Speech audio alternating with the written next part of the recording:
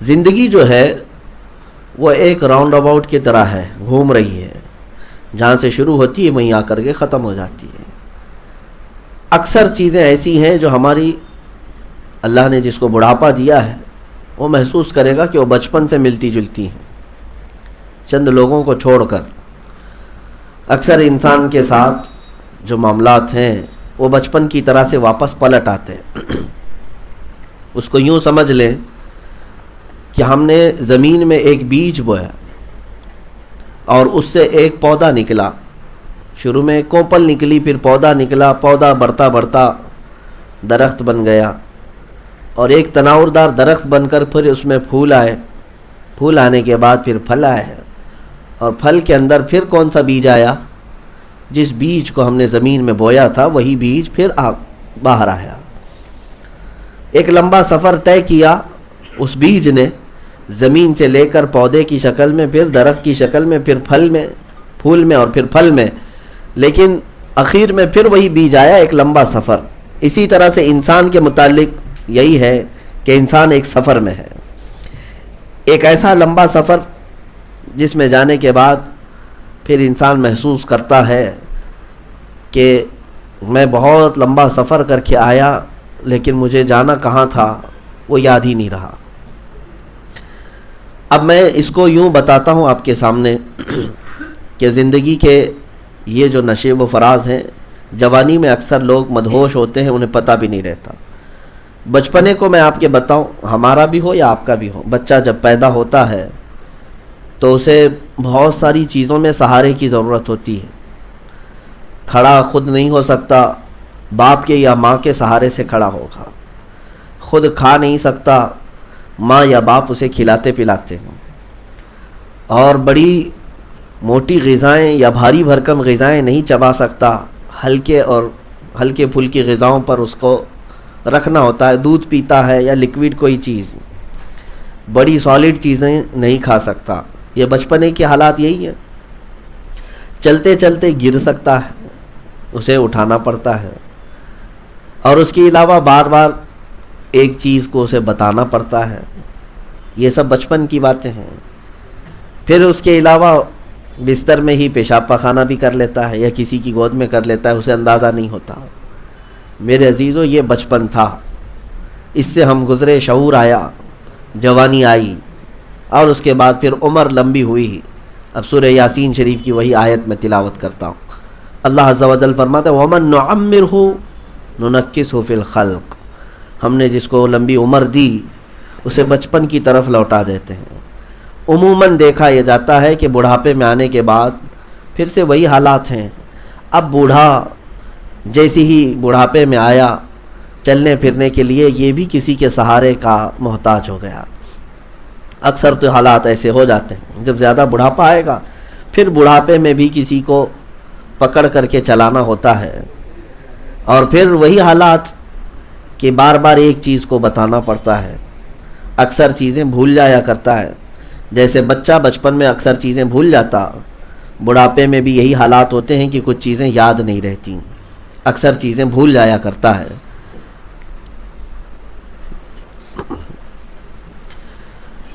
اور اس کے علاوہ ہم بچپنے میں جس طرح سے دیکھ رہے ہیں چلتے چلتے گر جاتا، بڑھاپے میں بھی یہی حالات ہوتے ہیں کہ چلتے پھرتے کہیں پر بھی بوڑھا گر جاتا ہے، اسے کسی کے اٹھانے کی ضرورت ہوتی ہے۔ اور بڑی سالڈ چیزیں بچپن میں بچہ نہیں کھا سکتا، بڑھاپے میں آنے کے بعد بھی وہی حالات ہیں۔ بڑھاپے میں آنے کے بعد بھی مرغن غذائیں، سخت غذائیں بوڑھے کو نہیں دی جاتی کہ ہاضمہ اب کمزور ہو چکا ہوتا ہے۔ وہ بھی ہلکی پھلکی غذائیں، وہ گنجی پر رہے، کھچڑی پر رہے، یا دودھ پانی پر رہے، یا جوس پر۔ آپ اندازہ کر سکتے ہیں کہ 80 سال 70 سال کے ہونے کے بعد پھر غذاؤں میں کمی کرنی پڑتی ہے، واپس وہیں پلٹ کر کے آئے۔ بھولنے کا حال بھی وہی ہے جیسے بچے بھولتے ہیں، سوالات کرنے کا انداز بھی وہی ہے جیسے بچے بار بار ایک ہی چیز کو سوال کرتے ہیں۔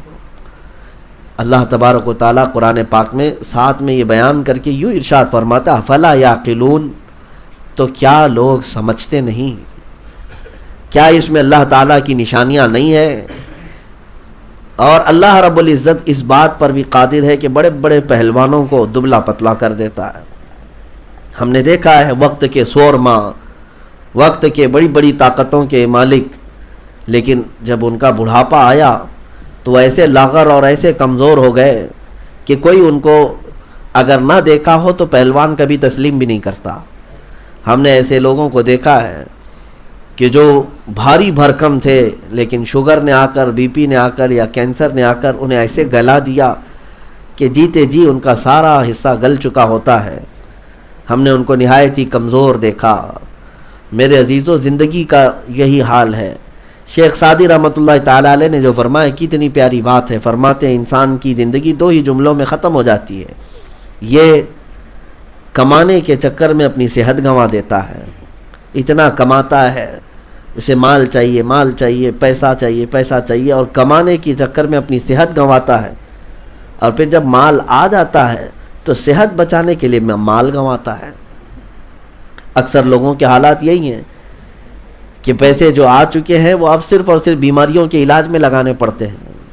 کئی لوگوں کے ایسے ہیں کہ منتھلی ان کی جو گولیاں ہیں، ٹیبلٹ ہیں، وہ کسی کے گھر کے راشن کے برابر ہوتی ہیں۔ کسی کا گھر چل جائے اتنے راشن کے برابر کسی کی صرف اور صرف بی پی شوگر کی گولیاں ہوتی ہیں۔ یہ وہی مال خرچ کرنا ہے اپنی صحت بچانے کے لیے۔ انہی 2 چیزوں میں تو انسان زندگی مکمل کر کے چلا جاتا ہے۔ عزیزان گرامی وقار، بہت ساری چیزیں سملر ہیں۔ آپ محسوس کریں، ہم آئے تھے بغیر لباس پہنے، اس دنیا میں آئے تھے، اور لباس ہمیں ہماری ماں اور باپ نے پہنایا تھا، لیکن جانے کے وقت پھر سے لباس اتار لیا جاتا ہے۔ یعنی یہ جو چیز تم یہاں پر آ کر لیے تھے پھر یہیں چھوڑ جاؤ۔ اس دنیا کا لباس ہی الگ ہے۔ بظاہر اگر دیکھا جائے تو بغیر لباس کے آئے تھے اور بغیر لباس کے ہی جا رہے ہیں۔ وہ تو صرف ستر چھپانے کے لیے ہمارا کفن پہنایا جاتا ہے، ورنہ کفن کو کوئی لباس تو نہیں کہتا کہ وہ کوئی کرتا پائجامہ ہے یا پینٹ شرٹ ہے، وہ بس مردے کے جسم کو اور ستر کو چھپایا جاتا ہے۔ میرے عزیزو، جس طرح آئے تھے ویسے ہی چلے جاتے ہیں۔ ماں کے پیٹ سے کچھ نہیں لے کر آئے تھے، کچھ نہیں لے کر آئے تھے، اور جب جا رہے ہوتے ہیں تو سب کو پتہ ہے کہ کیا لے کر جا رہے ہوتے ہیں، کچھ بھی نہیں ہے۔ جس طرح سے دونوں ہاتھ خالی تھے، جانے کے وقت بھی دونوں ہاتھ خالی ہی ہے۔ یہ زندگی کی حقیقت ہے، اور میں آپ کو بتاؤں، مانو یا نہ مانو، دنیا کا سب سے بڑا سچ موت ہے۔ تم اس کا انکار کرو یا مانو، دونوں صورتوں میں آپ کو یہ تسلیم تو کرنا ہی ہوگا کہ موت آنی ہے۔ اللہ تعالیٰ ارشاد فرماتا ہے قرآن پاک میں کہ ہم لوگوں کو اپنی طرف پھیر دیں گے۔ کئی جگہوں پر ہے وَإِلَيْهِ يُرْجَعُونَ وَإِلَيْهِ تُرْجَعُونَ وَإِلَيْهِ النُّشُورُ، قرآن پاک میں کہ تم سب کے سب لوٹائے جاؤ گے اس کی طرف، تم سب کے سب پلٹائے جاؤ گے اس کی طرف، اسی کی جانب جمع کیے جاؤ گے۔ یہ آیتوں میں مولا تعالیٰ نے بارہا ہمیں ارشاد فرمایا۔ تو مومن وہ ہے جو اپنی آخرت کے تصور کے ساتھ یہاں جیے، اور جس کے ذہن میں آخرت کا خوف نکل گیا تو پھر وہ کھوکھلا مسلمان ہے۔ اس سے ہر چیز ممکن ہے، وہ کچھ بھی کر سکتا ہے، زنا ہو، شراب ہو، جوا ہو، چوری ڈکیتی ہو، یہ سب چیزیں تو عام سی بات ہیں۔ جس کے ذہن سے آخرت کا تصور ہٹ جائے وہ اپنی ماں کے ساتھ زنا بھی کر سکتا ہے، وہ اپنی بیٹی کا منہ کالا بھی کر سکتا ہے۔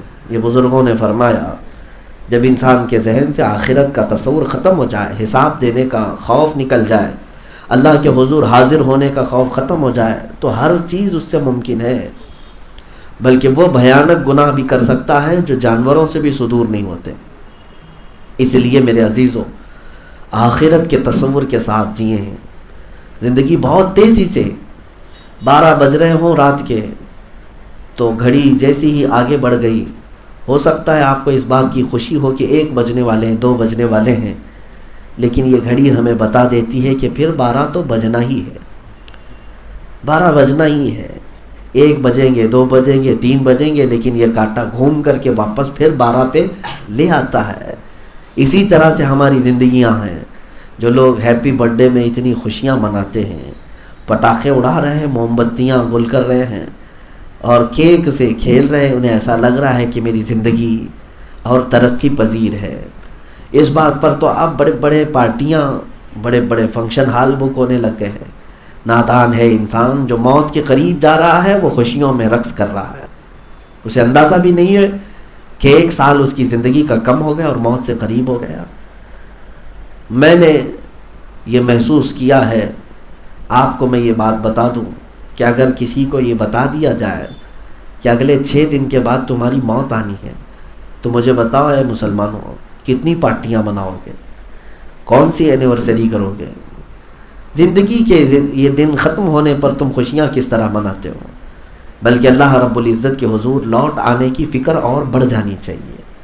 پچھلے سال میری عمر 30 سال کی تھی, اب 31 سال ہو گئی. اس کا مطلب یہ ہے کہ اللہ تبارک و تعالیٰ نے جو مجھے مہلت دیا تھا وہ کم سے کم ہوتی جا رہی ہے, کم سے کم ہوتی چلی جا رہی ہے. تو زندگی کا جو خلاصہ ہے, جو بزرگوں نے بھی فرمایا, ہمارے پاس لمیٹڈ ٹائم ہے, شارٹ پیریڈ ہے, وقت کی قلت ہے. میں نے شاید اس سے قبل بھی آپ کو بتایا ہوگا, ایک کیلکولیشن میرے ایک استاد نے بتایا تھا. روزانہ آپ اپنی زندگی میں 8 گھنٹے سو جاتے ہیں, 24 گھنٹے میں 8 گھنٹے آپ سوتے ہیں. پتہ ہے اس سے زیادہ بھی سوتے ہوں گے لوگ, لیکن 8 گھنٹے کا ہی اگر حساب کرتے ہیں تو 24 میں سے 8 کا مطلب ہوا 1/3 حصہ, 1/3. 8 8 16 8 3 24. 24 کو اگر 3 حصوں میں ڈیوائڈ کریں تو 1/3 حصہ ہم روز سوتے ہیں, 1/3. اور اگر کسی کی زندگی 60 سال کی ہوئی تو 60 کا اگر 1/3 نکال دیں تو 20 سال ہوتے ہیں. 60 سال والا آدمی 20 سال صرف سویا ہے, 20 سال صرف سونے میں گزر جاتے ہیں. اور پھر بچپن کے ایام نکال دیں, پھر بڑھاپے کے دن نکال دیں, پھر اس نے کھانے پینے اور اپنی حاجات میں جو لگایا ہے وہ نکال دیں, اور پھر جو دوست و احباب کے ساتھ گپیں لگانے میں لگائے وہ نکال دیں, تو رب تعالیٰ کو دیا ہوا وقت جو ہے وہ انگلیوں میں بھی گننا مشکل ہو جائے گا. بہت کم وقت ہم نے اپنے رب ذوالجلال کے حضور دیا ہے. اسی لیے قرآن پاک میں اللہ تعالیٰ نے کئی جگہ پر فرمایا, انسان جلد باز ہے, انسان بھول جاتا ہے. اکثر یہ جو ہمارے پاس صدمے آتے ہیں یہ ہمیں بار بار یاد دلاتے ہیں کہ تمہیں واپس لوٹنا ہے. بزرگوں نے فرمایا ہے کہ جب تمہاری زندگی میں کسی عزیز کا انتقال ہو جائے, یا تمہارے مال میں کچھ خسارہ ہو جائے, یا تمہاری طبیعت خراب ہو جائے, تو سمجھ لینا یہ تینوں علامتیں ہیں, الارم ہیں جو اللہ تعالیٰ تمہیں ہدایت کی طرف پھر سے بلا رہا ہے. تمہارے عزیز کا انتقال ہوا تو سمجھ جاؤ کہ میں بھی جانے والا ہوں. جس طرح میرا بھائی چلا گیا, میری ماں گئی, میرا باپ گیا, یا میرا بیٹا یا میرا رشتہ دار گیا ہے, اسی طرح سے جب تمہارے مال میں خسارہ ہو تو تم لوٹ آتے ہو اللہ کے حضور. یہ تمہارے لیے اللہ تعالیٰ موقع دیتا ہے کہ پلٹ آؤ. یا پھر بیماری آئی تو خوف ڈر کہ پتہ نہیں اس بیماری میں مر نہ جاؤں. تو میرے عزیزوں, بارہا ہماری زندگیوں میں رب تبارک و تعالیٰ یہ الارم دیتا ہے کہ تم میرے بندے اور میری طرف آنے والے ہو. لیکن انسان اتنی جلدی بھولتا ہے کہ میت کو دفن کرنے کے 3 دن کے بعد وہ اپنے معمولات میں ہے. بلکہ ہم نے تو قبرستان میں ٹھٹا مار کر ہنستے ہوئے لوگوں کو دیکھا ہے. ادھر مردے کو دفن کر رہے ہیں, ادھر لطیفے سنا رہے ہیں. قبرستان میں مذاق مستیاں چل رہی ہوتی ہیں, کیسے ان کے سخت اور کٹھور دل ہیں, ان کے دل کالے ہو گئے. دنیا سے جانے والے کے غم میں نہ روتے, لیکن اپنی آخرت کو یاد کر کے تڑپ تو جاتے کہ یہ چھوٹی سی قبر میں مجھے بھی لوگ دبا دیں گے, دفن کر دیں گے. جسے اپنے آخری گھر کا خیال ہو وہ کیسے مذاق کرے گا, قبرستان میں کیسے ہنسے گا. میرے عزیزوں, یہاں پر بات صرف اور صرف مجھے اتنی کرنی ہے کہ انسان اگر بھول جائے تو یہ بہت لمبا بھول جاتا ہے, جلدی پلٹتا نہیں. اس لیے آپ ان لوگوں کی طرح نہ بنیں جو اپنے رب کو اور اپنے خدا کو بھلا کر اپنی زندگی کو ہی حقیقی منزل سمجھ بیٹھے. ایک آیت میں آپ کو پڑھ کر سناتا ہوں. رب تبارک و تعالیٰ فرماتا ہے, وَلَا تَكُونُوا كَالَّذِينَ نَسُوا اللَّهَ. اللہ فرماتا ان لوگوں کی طرح مت بنو جو اللہ کو بھول گئے. تمہیں کس نے بنایا تھا یہ بھول گئے, کون کھلا رہا ہے یہ بھول گئے, کون تمہاری زندگی کے نشیب و فراز کو طے کرتا ہے بھول گئے. اگر بھول جاتے ہو تو پھر ہوگا کیا؟ رب تعالیٰ فرماتا ہے فَأَنْسَاهُمْ أَنفُسَهُمْ. ایک وقت آئے گا کہ اللہ ان کو خود کو بھلا دے گا، یعنی تم اپنے آپ کو بھول جاؤ گے کہ میں کون ہوں۔ یہ وقت آتا ہے، جو اللہ کو بھول گئے مرنے سے پہلے وہ اپنے آپ کو بھی نہیں یاد رکھ پاتے۔ جاؤ بستروں کے پاس جن کی روح نکل رہی ہوتی ہے، پوچھ کے دیکھو کہ نام کیا ہے، وہ آئیں آئیں کرتا رہتا ہے۔ ہاں، سکرات کا وقت یہ معمولی نہیں ہوتا۔ میں سب کے متعلق نہیں کہہ رہا ہوں، بہت ساری اچھی موتیں بھی ہیں، لیکن میرے عزیزوں جو اللہ کو بھول کر پوری زندگی گزارتے رہ گئے، آخری وقت ایسا آتا ہے ان کا اپنا آپا انہیں یاد نہیں رہتا، ان کا نام تک یاد نہیں رہتا، ان کی اولاد سامنے کھڑی رہتی ہے لیکن وہ پوچھ رہے ہوتے ہیں کہ یہ کون ہے، وہ کون ہے، یہ کیوں؟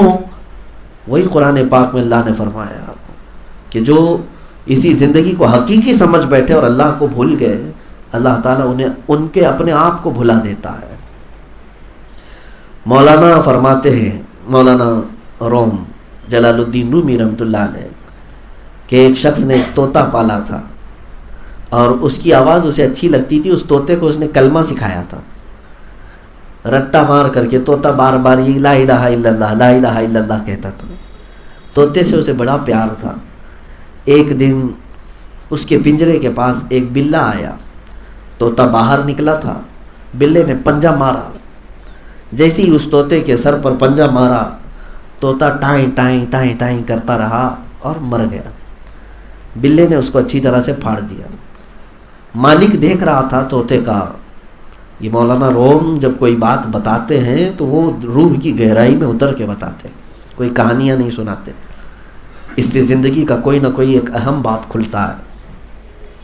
مالک آیا اور دیکھا کہ اس کا پالا ہوا طوطا مر گیا، لیکن بلہ جب پنجہ مارا تو یہ کافی چلا رہا تھا۔ اس بات کو لے کر وہ مالک جو ہے طوطے کا غمگین ہو گیا اور رونے لگ گیا۔ لوگ آئے، کہا کہ میاں کوئی رشتہ دار تھوڑی نہ مرا ہے، اتنا غم کر رہے ہو، طوطا مرا ہے، دوسرا طوطا لے آؤ، پھر پالو، پھر وہ تمہاری تربیت میں ویسے ہی بن جائے گا جیسے پہلا طوطا تھا۔